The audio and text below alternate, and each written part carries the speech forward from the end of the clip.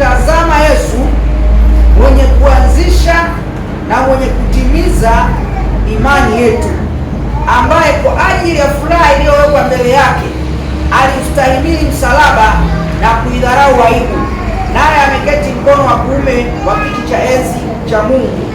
Kama wewe ni wale watumishi ambao wanachora Biblia, unaweza ukachora hapo kwenye huo mstari wa pili kwenye hiyo aya, kwenye hicho kipengele B, anasema ambaye kwa ajili ya furaha iliyowekwa mbele yake alistahimili msalaba na kuidharau aibu. Kwa hiyo unaweza ukajiuliza, siri ya Kristo kushinda msalabani ilikuwa ni nini? Kwa nini walikuwa wanamtemea mate? Kwa nini walikuwa wanamtukana? Kwa nini walimnenea maneno mabaya? Wengine wakasema kwamba ulisema utaokoa wengine, ndio okoe na wewe basi. Wengine wakasema ya kwamba wewe ulijifanya ni mfalme wa Wayahudi, onyesha basi, thibitisha ufalme wako. Bwana asifiwe sana. Lakini maandiko yanasema ya kwamba kwa ajili ya furaha iliyowekwa mbele yake alistahimili msalaba na kuidharau aibu. Bwana asifiwe sana.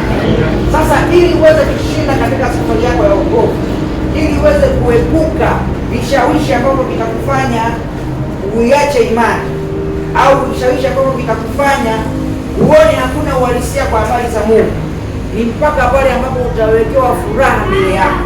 Bwana asifiwe sana. Kama hautapata uwezo wa kuiona furaha iliyowekwa mbele yako, itakuwa ni vigumu sana kustahimili msalaba, itakuwa ni vigumu sana kuidharau aibu. Bwana asifiwe sana. Haleluya. Sasa ile furaha ambayo Kristo aliiona inapatikana kwa wewe kuishi neno la Mungu, inapatikana kwa wewe kulifanya lile neno la Mungu kuwa halisia kwenye maisha yako. Haleluya. Na sisi hilo ndio kusudio letu katika kipindi cha Pasaka, ya kwamba yale ambayo tunayasoma, yale ambayo tunayasikia, yale ambayo tumeyaona yawe halisi kwenye maisha yetu, ili yatutengenezee hali ndani yetu ya kuona furaha mbele yetu tunapopita kwenye hali ambazo zinavunja moyo, kwenye hali ambazo zinakatisha tamaa, kwenye hali ambazo tunaona kabisa kwamba mambo hayaendi. Bwana asifiwe sana. Kuna mazingira unapitia, inafikia hatua unaanza kuashumu kwamba kwanza uenda Mungu kuna namna atakuwa labda hayupo. Unaweza kukubaliana na watu ambao wanasema kwamba hakuna Mungu, kwa sababu kuna mazingira unaona kwamba kama ni kuomba umeomba, kama ni kufunga umefunga, mbinu zote ambazo wamekuelezea kuhusiana na wewe utafuta Mungu, unaona hazifanyi kazi. Bwana asifiwe sana.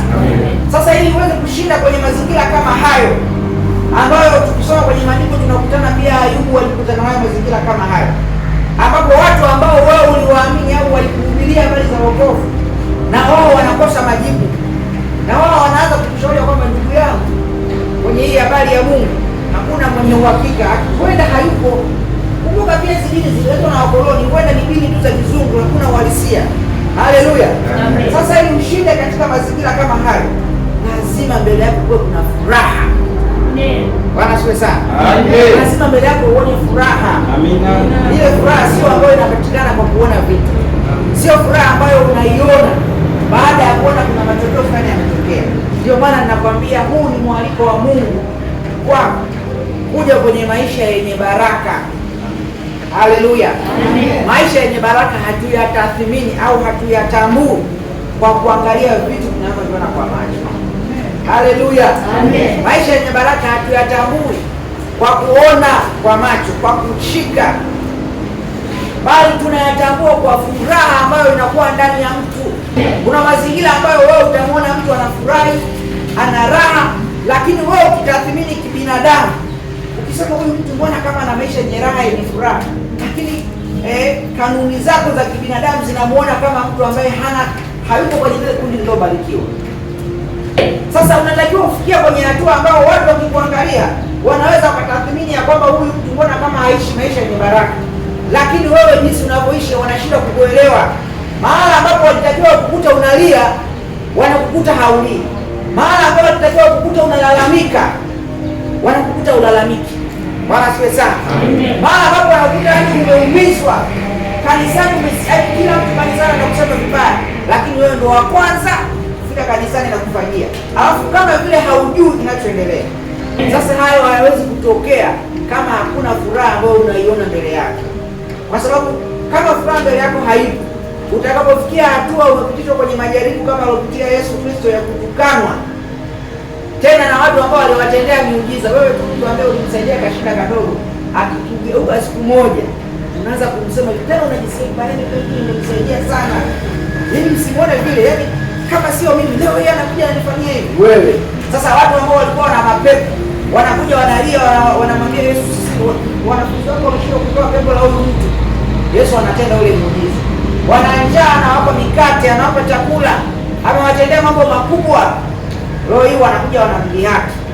Bwana asifiwe sana. Lakini Yesu anavumilia, anastahimili, kwa sababu mbele yake alikuwa anaona furaha. Haleluya, amen.